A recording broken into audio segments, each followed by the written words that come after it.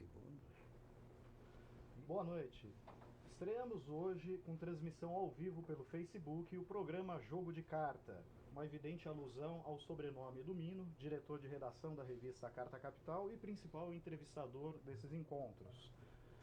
O programa também evoca uma antiga aventura do Mino pela TV Record, sobre a qual ele terá a oportunidade de falar mais adiante.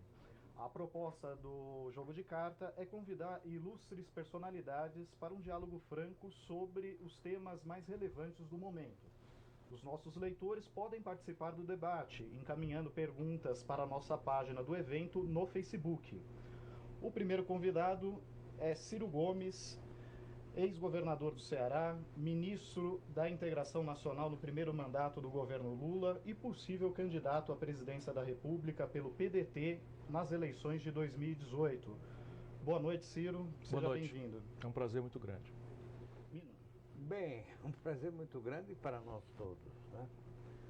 Porque ter o Ciro aqui é muito importante nesse exato instante. Ele referiu-se a um programa que eu fiz na Record e que acabou depois de cerca de 3 anos, em virtude das pressões do Antônio Carlos Magalhães sobre a família Machado de Carvalho, que então era dona do canal. Mas eu lhe faria de saída uma pergunta inevitável. Você é mesmo candidato? Eu sou candidato a presidente do Brasil, quero ser, acredito que amadureci, tenho uma condição de servir ao país, oferecendo uma alternativa de projeto ao país e, naturalmente, com a vivência, com a experiência que eu já tenho, eu sei que esse querer forte que eu tenho de ser presidente do Brasil não é suficiente. É preciso que a candidatura tenha alguma naturalidade, que ela seja recebida, né, pela sociedade brasileira como útil à construção de um debate, mas a minha vontade firme é de ser. Bom, isso é excelente. Me agrada muito ouvir isso de você. Agora, o que é preciso amadurecer? Eu acho que você é uma liderança forte, já entendida como tal, não? Eu sou respeitado, evidentemente que sou também uma figura bastante polêmica, eu tenho como ferramenta de luta a minha língua, e venho do interior do Ceará, sou de Sobral, no interior do Ceará, fui educado a maior parte da minha vida pública na escola pública, tenho uma formação excelente, não faço senão para homenagear os meus professores de Sobral, de Fortaleza. Mas a minha passagem na vida pública começa muito cedo, eu com 25 anos já era deputado. Depois, com 29, era prefeito de Fortaleza, a quinta maior cidade do Brasil. Com 32, o mais jovem governador da história do país. E, felizmente, saí pela porta da frente como muito bem avaliado, o melhor avaliado do país em todas essas experiências. E, muito cedo, me lancei na luta do Brasil, né? A minha geração ganhou todas na primeira fase, que era a luta da redemocratização. Eu já avanço em relação ao PT, porque participo do enfrentamento da inflação, como ministro da Fazenda do grande brasileiro Itamar Franco. E depois eu divirjo gravemente daquilo que eu ajudei a construir, que foi o PSDB e a prática do governo Fernando Henrique Cardoso. Saí da política, fui embora para os Estados Unidos, estudar o Brasil, estive na Universidade de Harvard como visiting scholar, escrevi livros sobre o país e pensei que minha vida, vamos dizer, partidária tinha acabado. Qual não seja, voltei candidato a presidente do país em 98, não houve nenhum debate, isso é uma coisa que está na história manchada, muito manchada da grande mídia brasileira. A maior democracia eleitoral do planeta não promoveu um único debate porque o Fernando Henrique vetou que eu tiraria a máscara dele pela fraude que ele estava cometendo de malversar o Plano Real. Depois, candidato em 2002, não fui ao segundo turno, apoiei o Lula, ele me pede para ajudá-lo no governo, fui. Acredito que o país avançou muito naquele momento. Mas depois me incomodei muito com as concessões, as tratativas, os pragmatismos, as conciliações intoleráveis e rompo de novo. Quer dizer, não é que rompo, eu não deixei de votar desse lado, mas, de novo, resolvi não ser mais candidato. Será que não está acontecendo também agora um certo conformismo em relação ao golpe, né, que foi praticado impunemente até o momento, de certa forma? A coisa não se consumou ainda, tem indicações muito ruins para nós, Mas é tão grave a consequência de se tirar do povo o monopólio do direito de escolher o seu presidente, que isto gerará uma instabilidade, uma vez consumado, para os próximos 20 anos. Porque qualquer presidente que queira fazer o que tem que ser feito no Brasil vai ser perseguido, vai ser constrangido, vai ser coagido, e eles não enfrentam a gente de frente. Eles não dizem que querem enfrentar você porque você está querendo acabar com a roubalheira ou porque você está querendo acabar com esse abuso que é todo o país trabalhando para financiar a idiotagem oficial, da baixa do país. Eles não dizem isso. Eles pegam com essa lógica do moralismo, né, de pegar a corrupção que sempre acontecerá, né, e jogam para cima do presidente da República. É preciso enfrentar isso com a segurança da regra. E a regra é: numa democracia, o povo bota e o povo tira, mais ninguém. Claro. Desculpe. Não, só para não entrar nesse debate, que uma leitora encaminhou uma pergunta que dizia, que falava justamente sobre a apatia da população diante do povo. Isso. A Chile da Silva acompanhava suas manifestações pela internet, nas quais nos disse que seria possível barrar o golpe com intensa mobilização e quem sabe, até um ciclo popular com o Congresso. E daí era a pergunta dele, quer dizer, o que acontece com o povo que parece estar anestesiado nesse momento? Isso é uma coisa remota, histórica, ancestral, que é uma humildade que a maioria do povo experimenta. A maioria do povo brasileiro, a ele é reconhecido o protagonismo da sua própria história. Isso é um legado escravista. Então, remotamente, nosso povo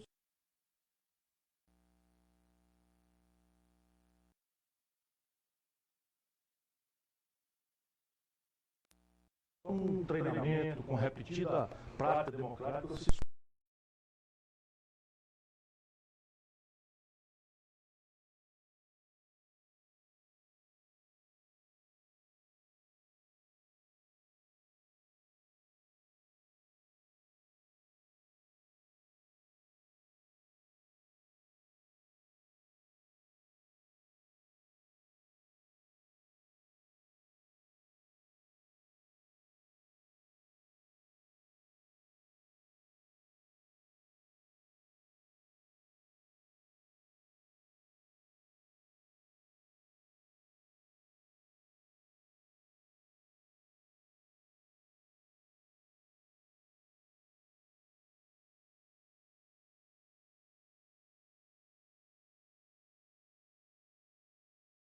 houve uma confrontação de ideias e de concepções de economia política, e ela ganhou, ainda que precariamente, e foi para lá e botou o homem do outro lado para fazer o serviço, e apodreceu tudo, né? Então isso explica, por cima daquela velha realidade, que é lamentável, né, do nosso povo ser humilde e humilhado, né? O povo não se sente capaz, mas eu luto pelo dia em que o nosso povo acorda, levanta-se, né, e ainda está em tempo. Nós não estamos defendendo o governo Dilma, nós estamos defendendo o nosso direito de nós, o povo, mandarmos no nosso destino. Estamos defendendo a Constituição. A Constituição, nós queremos que ela vigore de fato, né?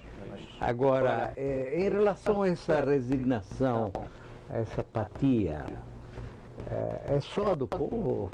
O PT, como se porta nesse momento?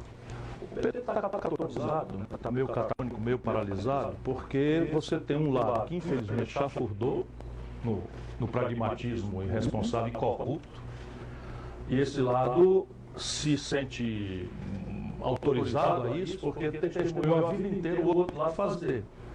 Só que ele nunca aprendeu as coisas. Primeiro que o outro lado fazia porque fazia parte do grande lado plutocrata brasileiro e era por ele protegido. Então, as revistas, Veja, não sei o que, não estão nem aí para a verdade, para a decência. Estão todos corruptos, mafiosos, gangsters, e protegem os seus sócios, né, que estão no poder. A turma do PT, de algum tempo, se imaginou sócia também. Foi um ledo engano, né? Porque o pecado do pecador, você perdoa, mas o pecado do pregador passa o dia inteiro gastando a imoralidade alheia, se oferecendo como um tal exemplar. Então esse é um lado. O outro lado sofre o constrangimento da solidariedade com este primeiro. Então eu imagino companheiros queridíssimos meus, como gente séria, conheço bastante, né? A maioria é de gente muito séria, estão sofrendo como o diabo amassou, envergonhados nos aeroportos do país. Mas eu acho que a saída não é essa atonia, aí é a luta.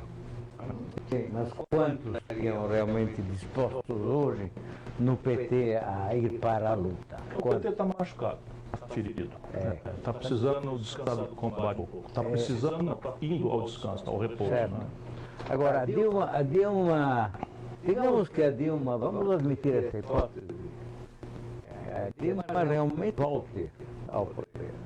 Se deu em 1878 nos Estados Unidos. O presidente Andrew Johnson, que era um presidente impopular, foi afastado por uma calada fiscal, ou seja, não cometeu crime nenhum. Inventaram que tinha afastado do secretário de Defesa sem audiência do Senado. Foi apelada fiscal legal. Depois houve um grande debate, acabou tendo importância grave para a afirmação da soberania popular nos Estados Unidos e da força da Constituição americana, que até hoje vale. Né? E o Senado voltou esse Andrew Johnson por um voto, inclusive de um partido adversário. Digamos que Dilma volte à presidência. O que é espera, de fato? A possibilidade de governar Não é remota. Isso há uma versão muito poderosa, na medida em que ela, no primeiro de governo, num presidencialismo patologicamente autoritário e forte como o nosso, ela não consegue juntar um terço dos deputados, ficou essa sensação, né, de que ela não é capaz de governar. Mas o presidencialismo, que tem todos os defeitos, tem essa virtude. Se ela volta, ela terá voltado porque a maioria do povo constrangeu o Senado Federal a recuar desta aventura golpista, saber se alguns senadores, se 6 senadores, se 8 senadores querem botar a mão na cabeça e não deixar os seus honrados nomes ir para a lata do lixo da história, como foram aqueles que fizeram o golpe de 64. Em 64, essa pusilanimidade legalista foi cumprida toda. As pessoas não sabem, mas o Auro de Moura Andrade, que era o Renan Calheiro da época, deu uma pedalada fiscal na época contra o João Goulart, dizendo que o João Goulart tinha fugido do país, quando o João Goulart estava no Rio Grande do Sul. Ato contínuo, pela letra protocolar da Constituição, nomeou o Ranieri Mazzilli, quer dizer, entregou o Ranieri Mazzilli à presidência interina, que era o Eduardo Cunha da época, e este convocou pela lei, pela Constituição, a eleição indireta. O Juscelino Kubitschek caiu na bobagem e votou no Castelo Branco. O Castelo Branco foi eleito. Numa eleição no Congresso. E o Supremo Tribunal Federal, lamentável tradição, 48 horas depois homologou tudo isso como perfeitamente, protocolarmente ligado, feito à lei. E não há nenhum estúpido no mundo que não entenda que aquilo ali em 64 foi um golpe, uma noite que durou 21 anos, que matou pessoas, que torturou pessoas, que proscreveu brasileiros de viver.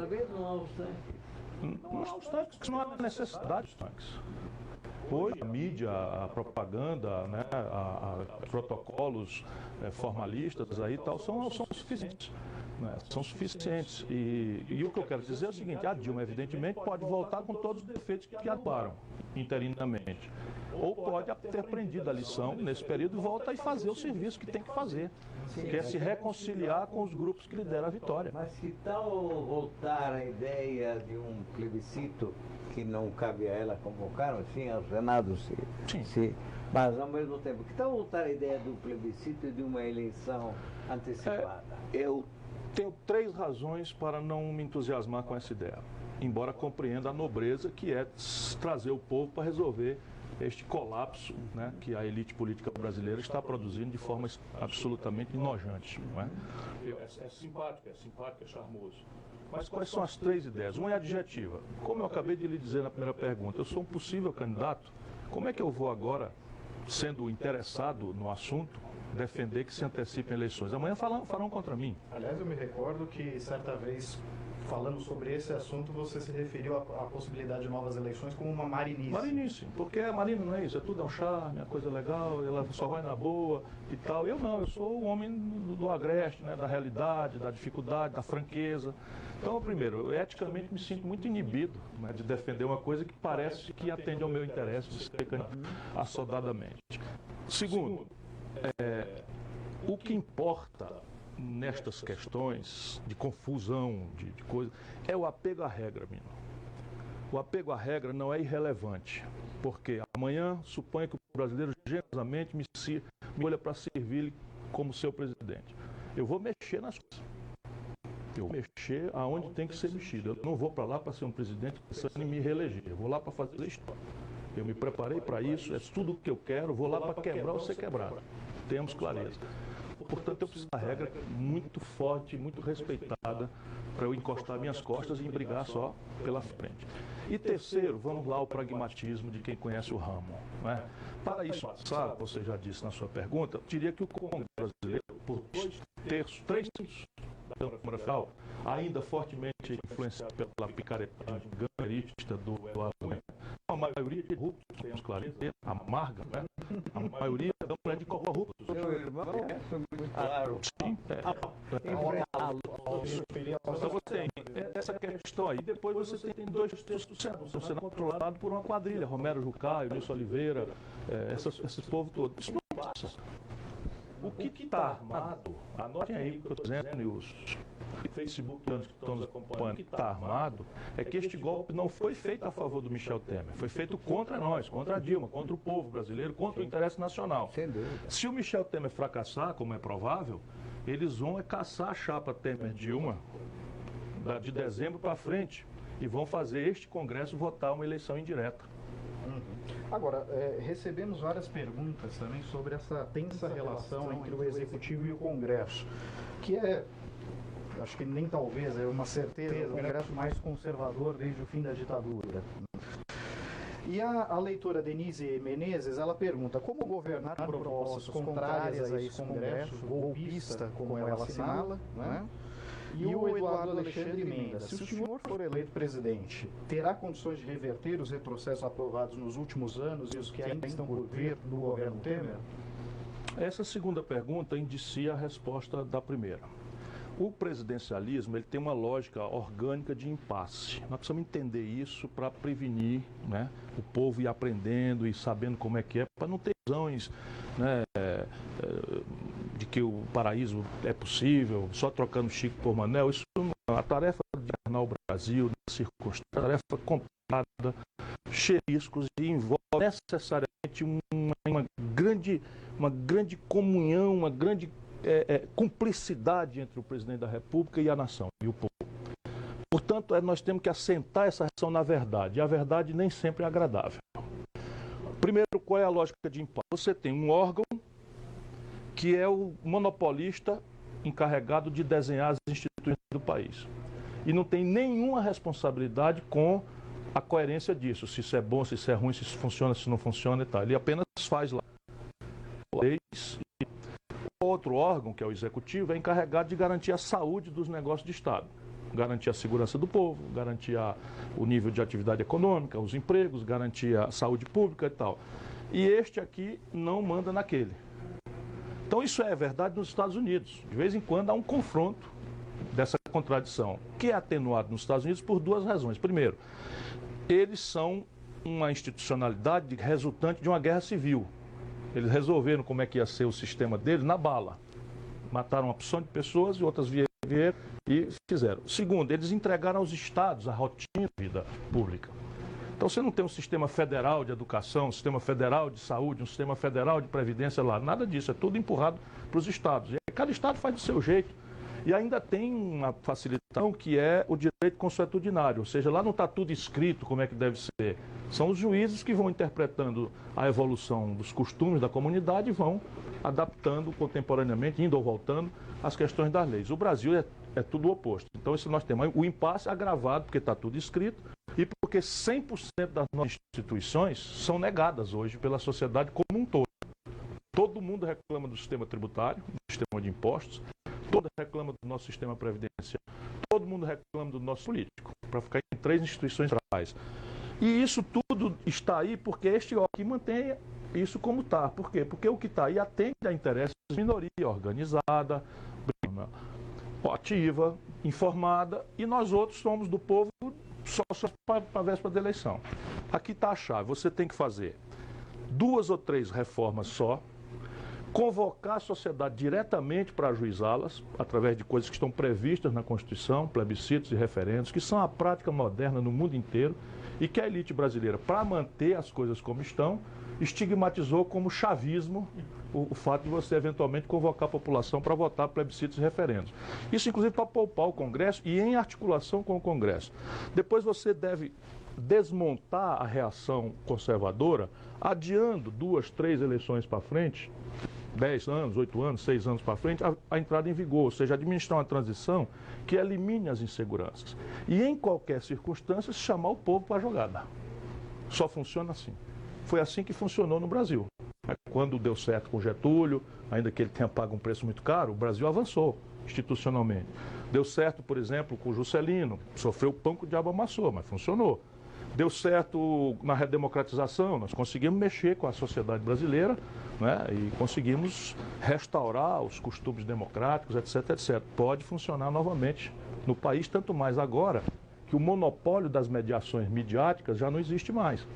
Nós estamos falando aqui, e se eventualmente houver alguma coisa mais interessante aqui, as pessoas vão replicar essa nossa conversa aqui para o mundo inteiro. Ou seja, não estamos mais vulneráveis ao que a dona Globo mandou dizer e eu engulo à força. Está certíssimo. Você falou do legislativo e do executivo. E o judiciário existe no Brasil? Como dizia o velho Rui, né, Barbosa, é o poder que mais tem faltado à República. Mas eu o absolvo, entretanto, em parte, porque o sistema legal brasileiro é muito ruim.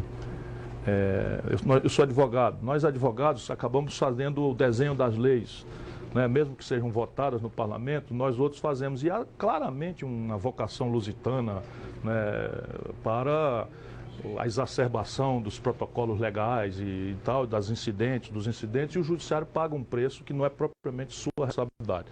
Entretanto, na questão de pesos e contrapesos institucionais, o judiciário tradicionalmente deserta da vida, da sua responsabilidade com o povo. Então, não caberia defender a lei, ser uma espécie de sentinela da Constituição? Essa é a grande tarefa do Supremo, que é o guardião da Constituição, né? Der Retter der Verfassung, né, diz o direito constitucional alemão, guardião da Constituição.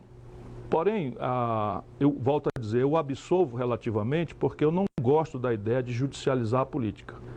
Agora, é fato claro de que se está caçando uma presidência da República sem o cometimento de crime de responsabilidade, claramente é tarefa do Supremo Tribunal Federal esclarecer isso.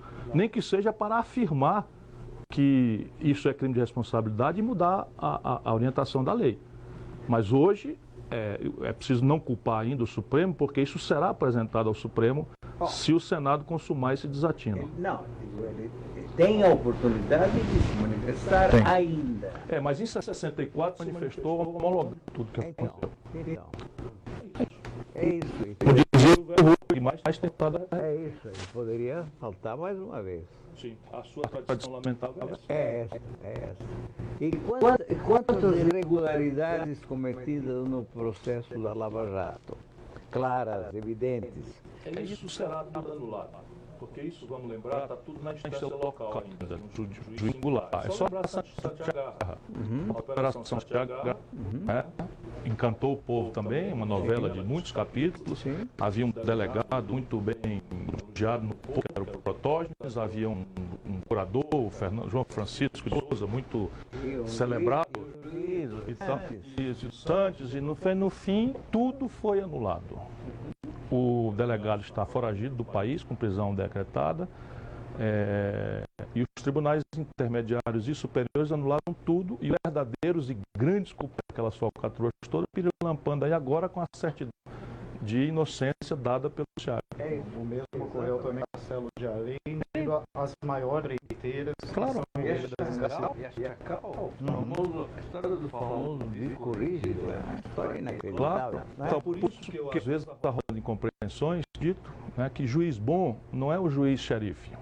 Juiz bom é o juiz severo, né, que fala nos autos, que sustenta suas decisões com base na lei, interpretada de forma absolutamente clara, transparente, que obedece aos princípios gerais do direito, que não são a invenção brasileira, mas uma pacificada doutrina, né, do mundo, né, que é a presunção de inocência, o contraditório, o princípio da liberdade, o ônus da prova a quem acusa, né, e o direito de ser considerado cidadão pleno até trânsito em julgado da sentença. Vamos falar um pouco dos golpistas? Vamos. Quem manda mais? Cunha ou Temer? Cunha. está em declínio, decadência franca, o Temer já o está traindo, não é como é da natureza de um traidor, trai um, trai mil, mas ele é homem do Cunha. Eu sei bastante bem o que eu estou lhe dizendo. Me digam mais. Bom, é só se quiserem, qualquer pessoa pega aí na internet e procura, no período que eu fui deputado. Eu fui colega do Michel Temer, então presidente da Câmara, e colega, olha como eu me odeio, né? Fui obrigado a chamar o Eduardo Cunha de Vossa Excelência, colega dele, mas também chamei de ladrão, assim, a uma distância menor do que essa aqui.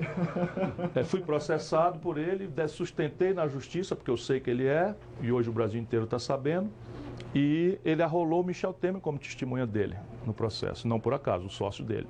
Mas eu sei também, ele andando aqui em São Paulo com um saco de dinheiro, os dois juntos, resolvendo problemas aí de políticos, etc, etc. Pois bem, essa equação basicamente funcionava antigamente assim. O Michel Temer pegava uma medida provisória que o governo mandava, o Lula e tal, entregava para o Eduardo Cunha, ele presidente da Câmara, entregava para o Eduardo Cunha relatar, o Eduardo Cunha pegava qualquer interesse dos lobbies plutocratas do Brasil, enxertava em assuntos absolutamente impertinentes uma emenda que atendia ao interesse desses grupos plutocratas e recebia o dinheiro e distribuía para os colegas. Uma jabuticaba no Isso, projeto. Exatamente, eles chamam jabuti. Lá na Câmara o jargão é jabuti. Então, no Minha Casa Minha Vida, eu acho que foi, ele apresentou uma emenda, foi quando eu chamei de ladrão, criando um crédito retroativo de devolução do IPI exportação com o lobista da Fiesp andando lá dentro, eu apontei ele lá, né, equivalente a quase 80 bilhões de reais. Deve ter levado aí uns 500 mil, quer dizer, uns 50 milhões, eu sei lá quanto, embora tenha sido vetado depois, eu pressionei, fui ao tribuna, esculhambei e tal, e ninguém liga. Mas depois ele foi se especializando. Aí ele foi replicar o que ele já tinha feito lá atrás, né, com o Collor, em que ele teve a Telege no Rio de Janeiro e saiu debaixo de escândalo. Conseguiu do Lula, na chantagem, isso eu não perdoo o Lula, né, dominar Furnas, que distribui 60... Chantagem porque forçou a mão e o Lula me disse, eu disse para ele, Lula, esse cara é um bandido, você não vai entregar Furnas para ele que ele vai dominar a Câmara. Esse é o meu sofrimento, ele vai dominar a Câmara. Então, não, filho da puta, não vou dar de jeito nenhum e tal. No dia seguinte nomeou o cara para Furnas. Aí Furnas distribui 60% da energia brasileira. Eu falei, vantagem assim, porque ela desce, é a linguagem dos caras. Mas o que ele tem na mão para poder O caso do Lula foi um anúncio, não. Hoje ele tem, por exemplo, o Michel Temer, ele tem o Temer na mão. Por dentro da possibilidade, ele sabe 1.500 coisas imundas do Michel Temer que o dariam. Seria no caso por apoio no Congresso? No caso do Lula, dito que foi por essa percepção de apoio no Congresso. Agora, no caso do Temer, você disse há pouco que Temer vai fracassar, ou pelo menos é a sua previsão. É o mais provável que isso acontecer caso ele permaneça como presidente da República. Por que ele vai fracassar? Primeiro, porque ele é grande mentira. Eu disse outro dia numa palestra em Washington que não é possível colher um maracujá de um pé de maçã. Né? Não é possível colher, mesmo a engenharia genética, a biotecnologia não chegou ainda nesse nível de sofisticação. E ele é basicamente o representante desse lado fisiológico, clientelista, corrupto do PMDB. E o país precisa de uma coisa oposta. Parte da decepção do povo com a Dilma é a prostração em função do escândalo. Ele vai responder pela decência, é só ver o governo que ele montou, é uma quadrilha, com exceções aí, o Meirelles não é da quadrilha, enfim, tem alguns que não são e tal, mas o resto é quadrilha, o eixo... Não é da quadrilha, mas é todas as estações, né? Sim, tem uma coisa profundamente errada no Brasil, porque o Lula queria, por toda que a Dilma não se o Meirelles, ministro da Fazenda, vem um golpe contra a Dilma e o cara faz golpe e bota o Meirelles. Uma coisa muito errada no Brasil, né? Sim. Macunaíma ficou... Aliás, não, ele está superado, né? Sim. Então, o Meirelles é basicamente um homem de banco. é boa pessoa, não o vejo numa categoria tão deplorável quanto eu vejo o conjunto do governo a partir do próprio Michel Temer. Mas se você olhar Moreira Franco, Romero Jucá, Eliseu Padilha, isso é gente de coisa muito ruim e velha, antiga, sabe, manjada e tal. Não é possível esperar daí nada senão escândalo, falta de austeridade e tal. Segundo, você tem que os políticos que estão ajudando no golpe querem dele o fim da Lava Jato. Por mais que a grande mídia esteja emulando, nunca mais nós tivemos um capítulo novo do feriado, não sei o que e tal, não tem saída. Não tem como parar a Lava Jato e vai avançar. Depois você tem a ideia da austeridade fiscal, que é uma coisa importante, é grave. Só que o Michel Temer vai ser o governo mais estróina, e não vai ser porque eu estou vaticinando, não, está já escrito. A Dilma estava pedindo para o Congresso homologar um déficit de 90 bilhões, 96 bilhões, eles homologaram de 170. E estão homologando um para o ano que vem de 130 bilhões de reais. Então a dívida como proporção do PIB, que é o sintoma vamos dizer, da sanidade do crédito público, vai crescer. Percebe? O conjunto de... Agora estava seguro, estava absolutamente seguro de que o erro estúpido do governo Dilma de ficar com a taxa de juros exorbitante como estava, eles iam começar a corrigir. Para minha grave surpresa, a goela é tão sem limite que não começaram a corrigir, mantiveram a taxa de juros. Então, Mino, é recessão, estagnação, falência, concordata. E o próximo ciclo é uma crise financeira, é uma crise do setor bancário. Porque ninguém está pagando ninguém mais no Brasil. O provisionamento de crédito para recuperação duvidosa é recorde. As estatísticas de recuperação judicial são recorde. O desemprego saltou de 6 para 11, vai para 14. Como é que vai ser um governo? Que governo é esse? É evidente que tem uma onda tentando, né, relativizar as coisas e tal, e isso... Era o oposto do que com a Dilma acontecia. Mas o povo não tem conversa, ou se está empregado ou desempregado. Não adianta a Rede Globo fazer força, o Estadão fazer força, que vai dar tudo certo, a Folha publicar uma pesquisa. Que coisa vergonhosa. Né? Não adianta, porque a realidade colide com isso. Rodrigo Rodrigues fez uma pergunta provocativa. Ciro, você vai mesmo pedir o impeachment do interino após ele ser confirmado golpista, digo titular? O meu irmão, ex-governador Cid Gomes, já queimou a largada e já pediu. Né? Mas se consumar, eu vou pedir o impeachment dele. Sobre a Previdência Social, né? Tem um leitor, Jonatas de Oliveira, que questiona se há de fato um rombo na Previdência, uma vez que alguns especialistas têm contestado a existência desse déficit no setor.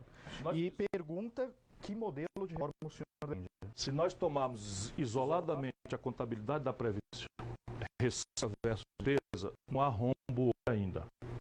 Porque a soma de contribuição social sobre o líquido, COFINS, contribuições previdenciárias patronais, contribuições previdenciárias dos empregados, mais a contribuição, isso é uma receita maior do que o conjunto das despesas da Previdência. Portanto, neste momento, ela é discretamente superavitária. Entretanto, o país, estruturalmente, está em grave déficit.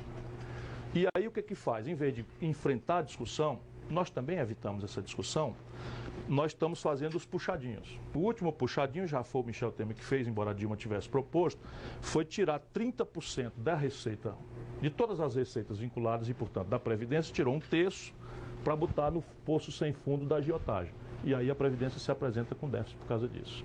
Então você tirou 30% das receitas dela para botar no juro. E aí a Previdência sai de um pequeno superávit para um grande déficit, porque perdeu 30% das receitas para isso. Então, qual é o modelo? Nós precisamos celebrar um modelo, acredito, de capitalização. Porque a ideia básica é que o Brasil precisa mudar a ilusão de que nós vamos crescer como país com ciclos descontínuos de consumo popular pródigo, né, como aconteceu na sequência do Real, no primeiro governo Lula. Então, com amarguras que cobram a conta depois. Porque esses ciclos eles são pagos artificialmente com preços de commodities, petróleo caro, soja cara, minério de ferro caro, e daí a pouco cai esses preços, a gente não paga mais isso, aí lá vem a amargura como nós estamos vivenciando hoje. Então é preciso assentar o modelo de desenvolvimento do Brasil em investimento. E aí existe um negócio que os economistas chamam de formação bruta de capital. O que é isso? Os economistas me odeiam porque eu traduzo as coisas muito no popular, né? É assim, quanto do que nossas riquezas produzimos, quanto a gente come e quanto a gente guarda para investir no futuro. No mundo desenvolvido, ou mais contemporaneamente na China, é de 30% que sobra a 45%. Então a China, por exemplo, produz 100 riquezas, come 55 e 45 ela usa para investir, fazer as coisas andarem, melhorar, etc. No Brasil, nós estamos caindo agora, chegamos no máximo a 17, mas estamos perto de 14. Ou seja, nós estamos comendo 86% daquilo que nós produzimos. E esse restinho que sobra, o governo toma via juro alto. Então não tem de onde vir o financiamento da produção que gera emprego, que gera renda, que gera salário, que gera receita pública para fazer saúde que preste, educação que preste, segurança que preste, etc, etc. Isso é que nós temos que ajudar o povo a entender. E ao contrário do que a fatalidade, o fatalismo estúpido neoliberal diz, a formação bruta de capital de um país não é consequência do mercado, do acaso, é consequência de arranjos institucionais que a política faz ou deixa de fazer. Faz bem feito ou faz mal feito. E no Brasil a gente está fazendo tudo errado. Quer dizer, e aí a Previdência entra nesse contexto, não como uma amargura de corte de despesa como essa gente está fazendo, mas como uma oportunidade de construir caminhos de elevação do nível de poupança da sociedade, vinculando esta poupança de longo prazo, que eu guardo hoje para a aposentadoria amanhã, e entre mentes eu aplico isso como coadjuvante do financiamento da dinâmica econômica do país. O que seria importante para o Brasil? Uma espécie de New Deal à brasileira? Sem dúvida. É uma visão keynesiana, que é o que embalou o New Deal, só que sem ser pela lógica mantegana do keynesianismo mal lido. Então, só para você dar um exemplo do que eu estou falando. Em 2014, o governo Dilma fez renúncia fiscal, ou seja, perdoou, deixou de receber impostos dos oligopólios na conta de 84 bilhões de reais. Então, isto para quê? Para incentivar o consumo. Na verdade, não aconteceu nada com o consumo e essa montanha de dinheiro foi transformada em remessa de lucros e dividendos dos oligopólios para suas matrizes no estrangeiro, todas em dificuldade. 84 bilhões, se você tinha esse dinheiro e tinha, eu podia investir em 3 refinarias de petróleo. E aí eu ganho, porque eu estou exportando petróleo bruto barato e comprando derivados de petróleo em dólar caro. O que eu podia ter feito? Eu tinha 3 refinarias com os empregos milhões que gera, com a verticalização disso e resolvendo parte importante do desequilíbrio das contas externas do Brasil. Então o keynesianismo que nós precisamos é esse do investimento, né? O consumo deve ser consequência do crescimento econômico, dos ganhos de produtividade. Sem dúvida. Tem muitos leitores que manifestaram preocupação com os ataques à CLT anunciados pelo governo Temer. Um leitor, especificamente Raul Guimarães, ele quer saber a sua opinião sobre a possibilidade das negociações coletivas entre patrões e empregados prevalecer sobre as atuais regras da legislação trabalhista, né? E que eu imagino que seja aquela preocupação assim, em tempo de crise e desemprego, os trabalhadores não podem ser forçados a admitir um acordo prejudicial a ele, um acordo desvantajoso? Isso é o que eu estou dizendo. Você hoje, o povo brasileiro tem toda a razão de estar aborrecido com o governo que está sendo derrubado, mas o que está em jogo é basicamente que tipo de relação o Estado brasileiro tem com a sua sociedade. Eles estão aprendendo, e isso tem assessoria estrangeira, a simplificar os caminhos do golpe. Então você tem 2 providências que revogam o Brasil, vamos dizer, do welfare state que a Constituição de 88 criou e que lá atrás a CLT pretendeu fazer, do Estado em Estado. Primeiro é essa providência. Então, um país que tem um nível precaríssimo de sindicalização, você tem menos de 1/10 dos trabalhadores brasileiros são sindicalizados. Você tem, sob o ponto de vista regional, né, essa sindicalização também precariamente distribuída, e no meio dessa sindicalização, infelizmente, sinal dos tempos, uma brutal corrupção em setores sindicais do país. Então você revoga pura e simplesmente os direitos trabalhistas, dizendo que o negociado vai prevalecer sobre a lei. Primeiro, isso é completamente estranho, porque como é que alguma coisa pode se sobrepor à lei no Estado de Direito Democrático? Então, como é que é o razoável? Depois você põe para negociar uma raposa empoderada, com as garras bem limpas e afiadas, com galinhas garnizés desprotegidas e tal, e cercadas, né, e cercadas por cerca de arame, elas não podem fugir. Então, isto, numa hora em que o desemprego está explodindo, é um retrocesso quase esquerdista. Eles estão quase prontos para isso. Se a população não quer defender a democracia em abstrato, venha defender o seu trabalho, o seu emprego, o seu direito de ir para casa depois de 8 horas de trabalho, de ser remunerado por hora extra com adicional, de ter licença maternidade. Tudo isto pode ser posto numa convenção que revoga e você vai ter que trabalhar 12 horas por um salário menor. O projeto de... O segundo, a segunda questão, essa revoga a Constituição de 88. Já está no Congresso Brasileiro uma emenda à Constituição que revoga, nenhum exagero do que eu estou falando, revoga a Constituição de 88 quando estabelece que a despesa pública deixa de ser, né, uma decisão do entrechoque das forças da sociedade, pela sua representação, para ser uma coisa tabelada à despesa do ano passado, mais apenas e ridiculamente a inflação. Ou seja, você crescer a receita, fazer um sistema tributário mais progressivo e ainda assim não pode expandir a universidade, não pode melhorar os hospitais, não pode qualificar as estradas, não pode ampliar a polícia, porque esta gente está querendo, por 20 anos, tabelar a despesa pública brasileira. Isto é absolutamente intolerável. Só isto é o caso de ir lá e tocar fogo, sabe? Nesta gente que está malversando a sorte do povo brasileiro. Escuta, Metaforicamente ou não. Eu tenho uma tese de que no Brasil a Casa Grande e a Senzala continuam de pé. Será que não... Sem dúvida, sem dúvida. A ideia básica é a seguinte: o trabalho é uma mercadoria ou não? No passado, era simples e claro. Sim, o trabalho é uma mercadoria. Então você podia aprisionar um homem, pela mera questão de ter uma cor diferente da sua, e obrigá-lo a trabalho sem remuneração, como você faz com um jumento, com um cavalo, com um boi de tração, né? A humanidade revogou essa excrescência há muito tempo. E o neoliberalismo mofado, agora no Brasil, quer repor essa ideia do trabalho como uma commodity. Ou seja, sujeito à liberalização e, portanto, sujeito à lei da oferta e da procura. Lembrando que o preço do trabalho é o salário. Se você tem uma super oferta de trabalho, é o caso hoje, pelo desemprego em massa que nós temos, 14 milhões de brasileiros, quase, este ano serão 14 milhões de brasileiros, a super oferta de trabalho, se não houver regulamentação, vai forçar uma queda dos salários, que já não são uma Brastemp num país como o nosso, né? Já não são uma Brastemp num país como o nosso. Então, evidentemente, não se pode aceitar isso. Por quê? Se o trabalho é uma commodity, revoguem-se as restrições aos fluxos migratórios. Então vamos lá, é uma commodity, oferta e procura. Então eu vou vender o meu trabalho nos Estados Unidos. Vou vender meu trabalho na Europa. Não, mas aí não deixam, é proibido. Então não é uma commodity, então não é uma mercadoria. Então também não venham querer transformar numa mercadoria aqui. Agora, qual é o endereço da Casa Grande? Hoje é o rentismo, é o sistema financeiro. Aqui, consolidadamente, está sediado de forma muito concentrada em São Paulo. Ah, é isso. Quer dizer, o que significa rentismo, na verdade? Rentismo é a agiotagem, de emprestar dinheiro a juros e viver disso.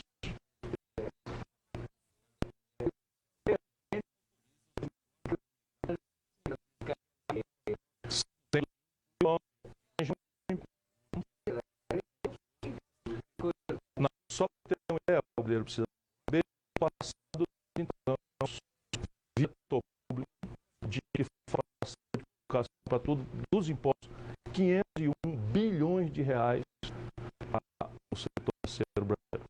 Esse ano chegará a 6 bilhões de reais. Só juro.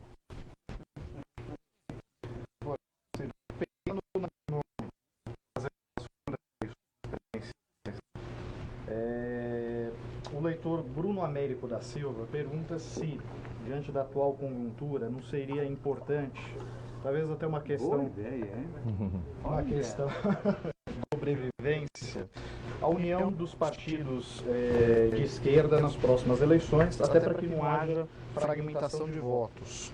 E o leitor Lucas de Belmonte emenda com outra pergunta. Ciro, quais nomes da atual esquerda brasileira você admira e gostaria que estivessem ao seu lado na corrida eleitoral de 2018? O Brasil, que eu imagino, não cabe num projeto de esquerda. O Brasil, que eu imagino, precisa ampliar a sustentação social, sociológica deste projeto nacional que eu advogo para o que se convenciona chamar de um centro, né? Basicamente, o Brasil precisa recelebrar um pacto entre a nossa burguesia nacional, que está a parte industrial em grave estresse e decadência, e a parte emergente do agronegócio em grave ascensão, né? E eles estão empurrados para uma retórica de direita pela negação, porque há determinadas predileções da esquerda ou do esquerdismo, que o Lenin já dizia que era a doença infantil do comunismo, pelos seus antagônicos no simbólico. Então, nossa solidariedade com o MST assusta o agronegócio. Nossa vontade de fazer uma coisa ambientalmente sustentável hostiliza o agronegócio. A nossa vontade de meio ambiente hostiliza a mineração. Então, é preciso encerrar essa falsa contradição e demonstrar ao agronegócio, por exemplo, que sem o Estado Nacional Brasileiro empoderado, ele não existe. São quase 300 bilhões de reais por ano de subsídio ao crédito rural, sem o que eles morreriam de um ano para o outro.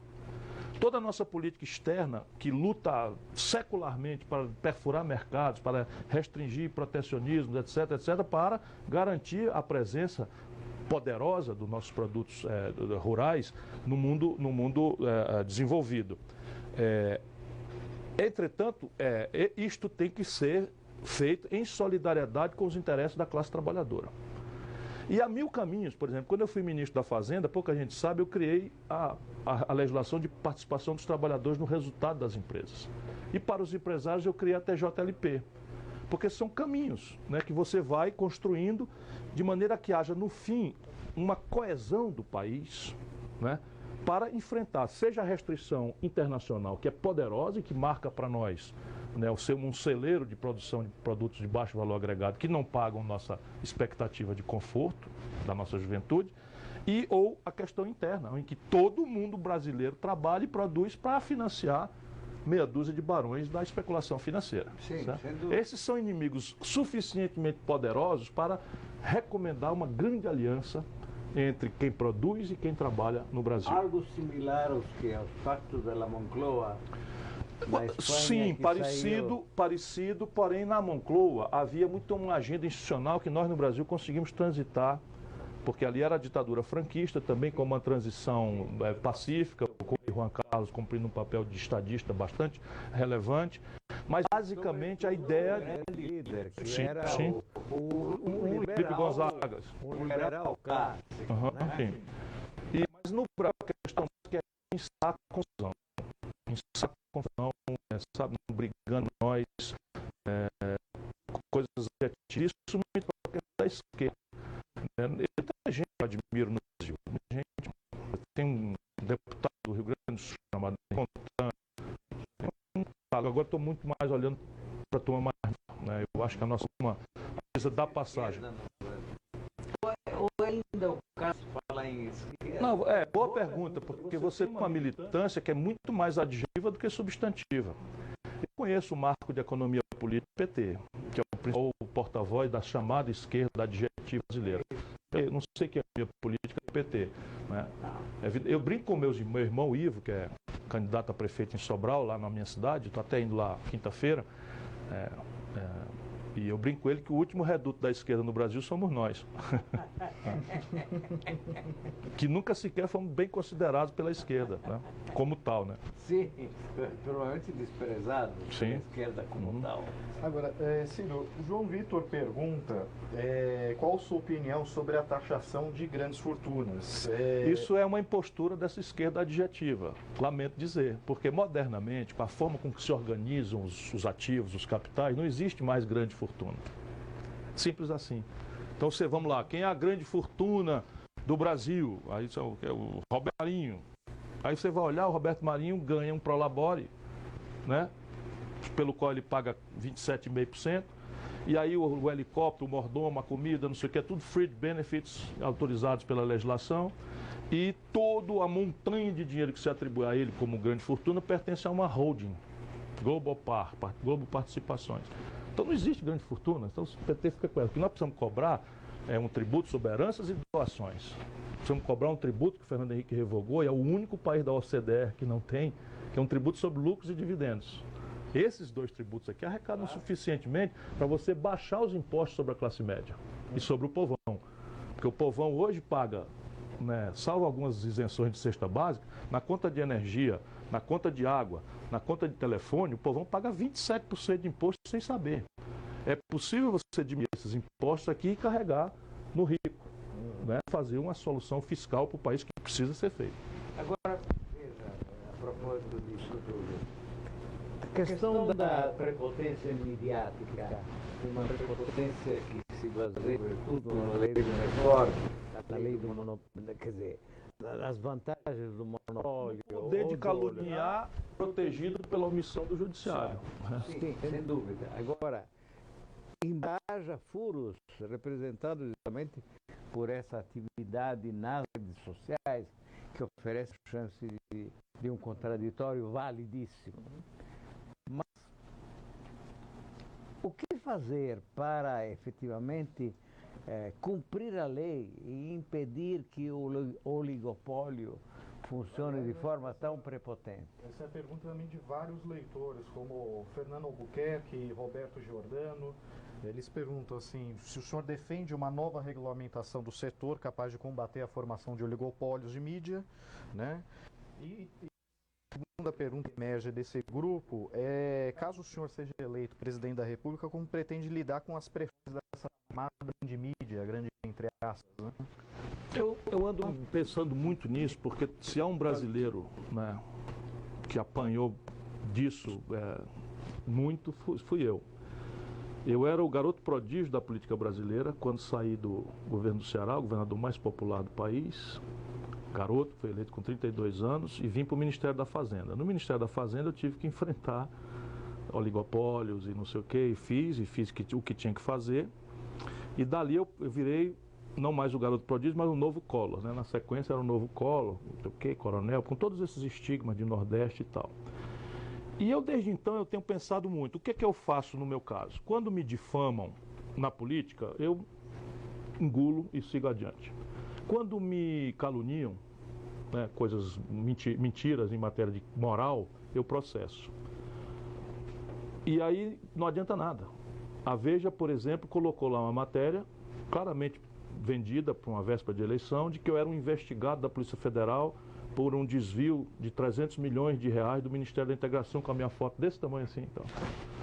A Polícia Federal, no mesmo dia, soltou uma nota que não havia investigação nenhuma, que não sei o quê, como de fato eu nunca respondi ao inquérito, nem para ser absolvido, processei e não adianta nada. Então isso é revoltante.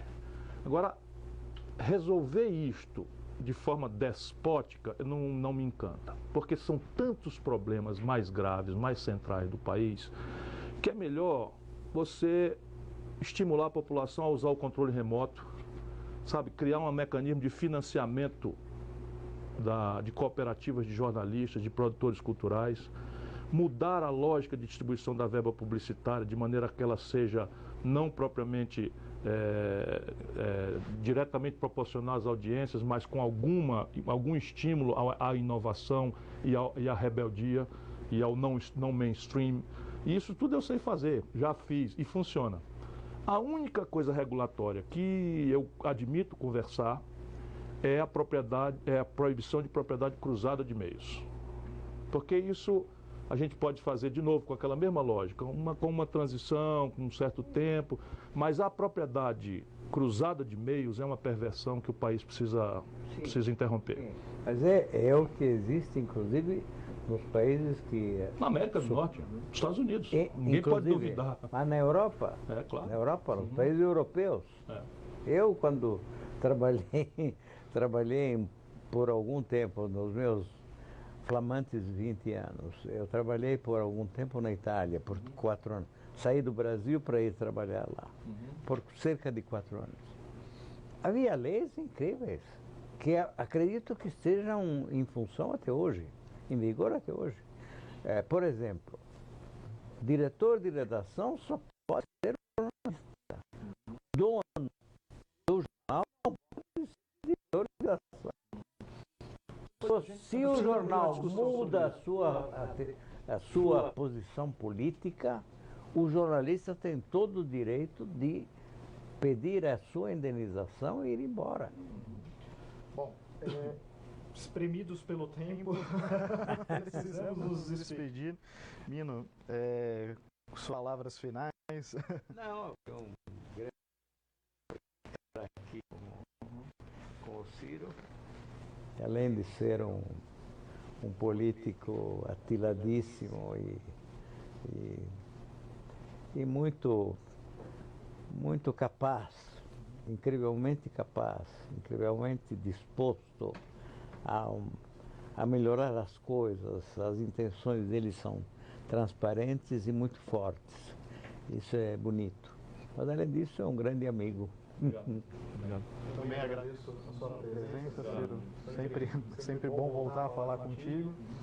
E nós nos encontramos numa outra ocasião com agora o programa Jogo de Carta, sempre sob a condução do nosso entrevistador principal, Mino Carta. E anunciamos em breve o próximo encontro. Muito obrigado por ter sido